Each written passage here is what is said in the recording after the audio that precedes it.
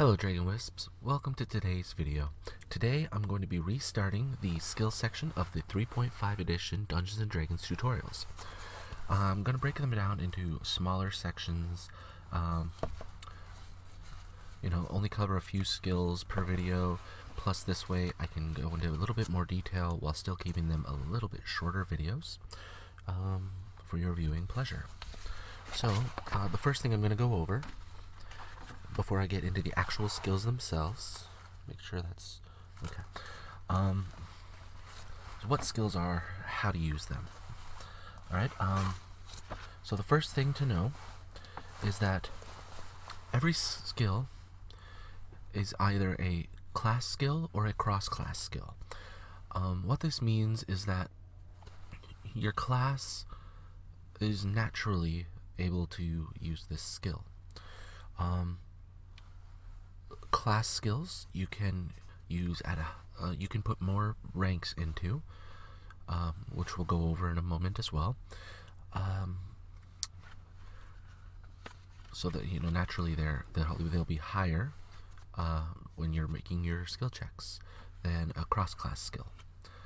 A cross-class skill basically represents you've learned how to do something, but it doesn't come naturally to you. So using a skill, basically all depends on your situation, but what you're doing is you're taking your D20. I'm not sure why I put my hand up, because I'm not holding one. You're using a D20, you're rolling it, adding that number to your skill rank, ability modifier, and any miscellaneous modifiers. So let's say you have a +3 in dexterity, 2 ranks in move silently. You also have a feat that offers you an extra 2 to your move silently. I already forgot the numbers I gave, so I'm gonna start that over. Okay, so you've got a +3 in dexterity, 2 ranks in move silently, and an extra 2 for a feat. We'll go into feats later. So right now you're adding 7 to your roll, which means at minimum you're rolling 8. Now you roll 16 on your D20. Nice roll, by the way. So that brings your total up to 23. Your move silently roll of 23 will be against listen check of your opponent. Hopefully they rolled less than 23, or they heard you tiptoeing. Now there are certain factors that'll play to your advantage or your disadvantage. Let's say the area's kind of noisy. That will add to your total roll. You're wearing light armor compared to full plate. Obviously, that will help a lot with moving silently. Things like that. To gain a skill, you gain a certain number of skill points per level, which we can go over right now. Keep in mind that all skill points that you gain, you also add your intelligence modifier, or in some cases subtract your intelligence modifier. Let's say you're an orc barbarian, chances are your intelligence is going to be low. Okay, so first level, you automatically gain 4 times your amount of skill points. That's something to keep in mind, which I think we've gone over a couple times so far. Alright, so Barbarian gets 4 skill points plus your intelligence modifier. Bard gets 6. Cleric gets 2. Druid gets 4. Fighter gets 2. Monk gets 4. Paladin gets 2. Ranger gets 6. Rogue gets 8. Sorcerer and Wizard both get 2. Now, if you're a human, you get an extra skill point per level. 4 at level 1. And yeah. So that's how many skill points are going up per level, depending on your base class. Skill ranks, those are a fun one. So the way skill points work is when you're putting them into ranks, your class skills, your maximum ranks you can put in is your level plus 3. In cross class, the maximum you can put in is half of that amount. So at level 1, you can put 4 into a class skill, 2 into a cross class skill. Now, each rank for a class skill costs 1 skill point, but costs 2 points for each rank in a cross class skill. Sort of, depending how you look at it, sort of a discouragement to, taking cross class skills. And there are skills also that you can't use if you don't have it trained. Open lock is one of them, as well as other ones that you suffer an armor check penalty, swimming being one of them, should your armor provide that.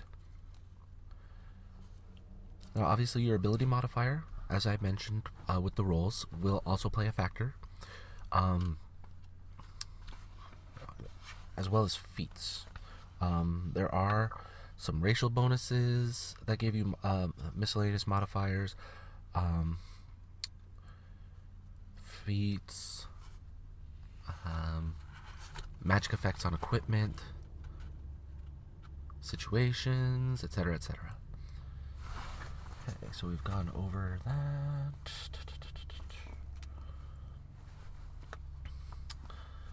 We've gone over that. Okay, so when you level up, remember that your maximum skill ranks goes up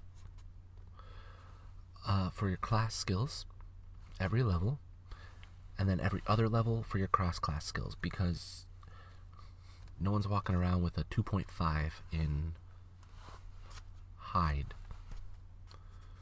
just because it doesn't make any sense. As mentioned before, when you use your skills, of course you need to inform your dungeon master that you're performing this skill. For example, you're walking through a dungeon, but you're going to do a search check to determine whether or not you can find a secret door. You would roll your d20, add your ability modifier, your search skill ranks. If you're a dwarf and it's stonework, you get a +2. Stuff like that. But again, we'll go further into details on that after. So I'm going to go through each skill in a different video, so that we can go over, if it's usable untrained, what its ability modifier would be, things like that. So when you're doing a skill check, it's important to know that unless you're using special house rules, there is no natural 1, natural 20. You don't automatically succeed because you rolled a 20 against a beholder seeing you as you snuck by. So what you're doing is you're comparing your skill check against a difficulty class, which is situational again. For example, some of them, your DC isn't a set number, DC being difficulty class. Sometimes it's against somebody else's skill, whether they're another player, an NPC, an enemy, things like that. So a couple examples of difficulty classes. So something very easy, which would require you just to basically throw the die. It's a 0. It would be noticing something large in plain sight, using a spot check. Interesting story for that at a later time. Remind me in the comments, please. Easy, DC of 5, would be climbing a knotted rope. Obviously that would be your climb check. 5 means it is still failable. Let's say you don't have very many ranks in climb, you're wearing full plate armor, you roll really low, you're looking like a fool. Average is 10, so hearing an approaching guard, for example, that would be a listen check, and the guards, they're obviously not going to be giving you too much trouble in that respect. Most of the time they'll announce that they're coming anyway. Tough challenge would be 15. Rigging a wagon wheel to fall off using disable device. Interestingly enough, not everyone, most people consider disable device to be just used for like disabling traps and stuff, or alarms, but no, you can use disable device on everyday objects. A challenging DC of 20 would be swimming in stormy water using swim. Formidable would be 25, so opening an average lock using the open lock skill, which, I mean, if you build your rogue properly, 25 is nothing. Heroic would be a 30, leaping across a 30-foot chasm with a jump check. And then nearly impossible is like 40, tracking a squad of orcs across hard ground after 24 hours of rainfall using a survival check.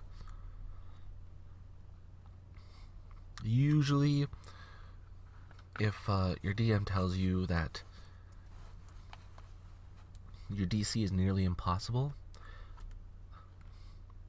it means something's hiding there, and maybe go level up first. Now, as I mentioned, opposing checks. These are ones against the players or the NPCs or the enemies. Some examples would be conning somebody, so it would be your bluff check against their sense motive check. Pretending to be someone else would be disguise against spot. Creating a false map would be forgery against forgery, because, realistically, if somebody's able to forge, there's a chance they can spot your forgery. Hiding from somebody, hide against spot, unless they're really looking for you, in which case it's search. Making a bully back down would be intimidate, and that one would be imposed by their level check, not a skill check. Sneaking up on somebody would be move silently against listen. Stealing a coin pouch would be sleight of hand against spot, unless you're trying to do it right out of the party member's hands. Tying a prisoner securely would be use rope against escape artist. Now, for the most part, there are a lot of skills that you can try again, as long as, it's not set up so that if you fail, you fail. So, like, tying a rope, you didn't do too well the first time, I'm going to do it again. I've already mentioned favorable and unfavorable conditions, the ones that put you at an advantage or disadvantage. Using a skill depends on the amount of time it takes depends on the situation. Like spot is an instant action at all times, so it's a free action as it's defined. Picking a lock, that would be a full round action. Now, obviously, a lot of the times your DM won't make it really matter how long your skill check takes. If you're in something like a battle, or you're running from somebody or chasing somebody, for example, or let's say your quest itself is time sensitive, then obviously you would take time into account. Now, there are some times where you make a check without rolling at all. For example, taking 10. You can take 10. Let's say it's a super low check in the first place. Take 10. You can take 20, but that generally means you've got a lot of time to do so.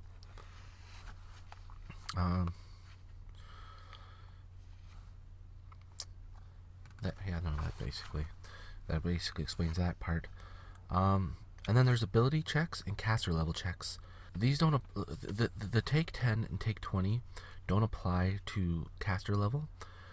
These are ones where you're just legitimately checking your caster level versus a spell or dispel magic or spell resistance. That would just be your spell level plus your level plus whatever it is on your d20. Ability checks. This is things where you're just taking your plain ability modifier with no skills. You can use 10 and 20 on those. So an example of an ability check would be picking up a boulder. That would be a strength check. Now, players can combine skill checks by aiding each other. For example, let's say you have one magic user trying to decipher script. The other magic user also assists in this. So the one performing the action would get a +2 situational bonus on their check. Because the other person's like, oh no, this rune means this, or something like that. There are situations, individual events, where, like, let's say you climb a slope, get to the top,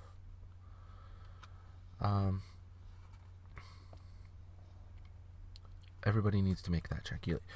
There's no helping each other with that one unless, let's say, your ranger gets to the top, ties a rope, passes it down. Now, while that's not actually giving you a bonus, it is lowering the DC, if that makes sense.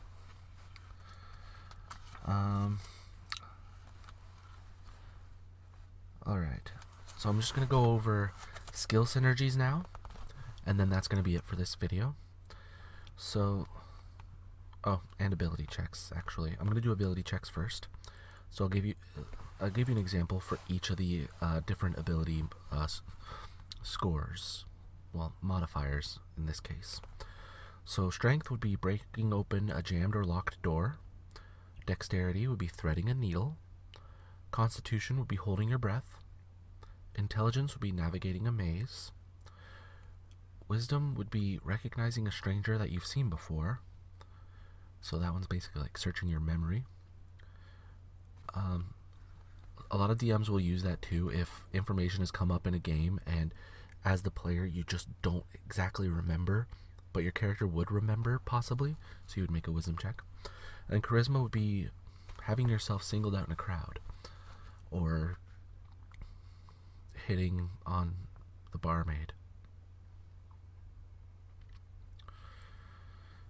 As many bards do. So anyway, so there are skill synergies, where if you have 5 or more ranks in your skill, it gives you a +2 bonus on skills that it synergizes with. For example, if you have 5 or more ranks in bluff, you get a +2 on diplomacy, disguise checks to act in character, intimidate checks, or sleight of hand checks. If you've got 5 or more ranks in craft, you get a +2 bonus on related appraise checks. Decipher script gives you a +2 bonus on use magic device checks involving scrolls. Escape artist gives you a +2 on use rope checks involving bindings. Handle animal will give you a +2 bonus on ride checks and wild empathy checks if you have that class feature. Jump will give you a +2 bonus on tumble. Knowledge arcana will give you a +2 bonus on spellcraft checks.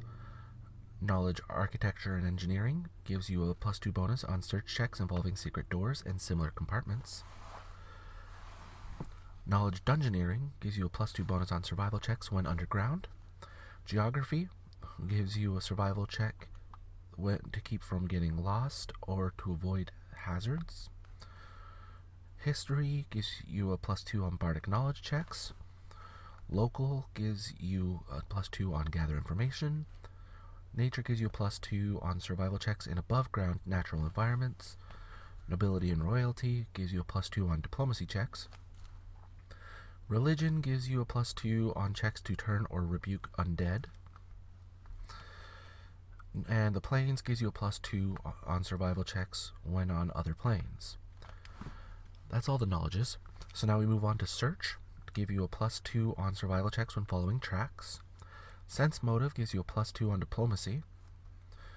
Spellcraft gives you a +2 on use magic device checks involving scrolls.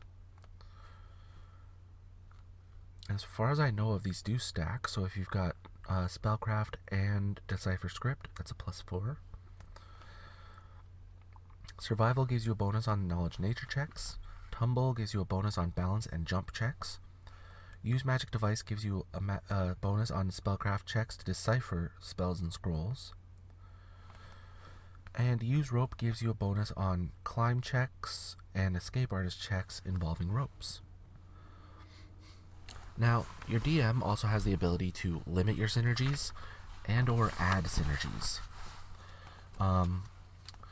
For example,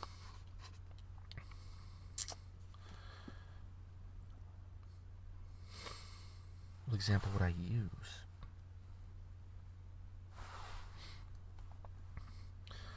Okay, let's say, did I already? Yeah, I already said craft gives it. Let's see.